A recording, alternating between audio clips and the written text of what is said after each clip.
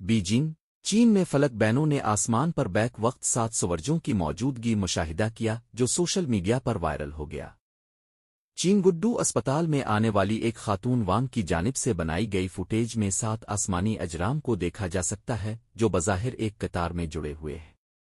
वांग ने इस मंजर को मसहूर कुन करार देते हुए कहा कि इसने नाजरीन को तकरीबन 1 मिनट तक महसूस किया।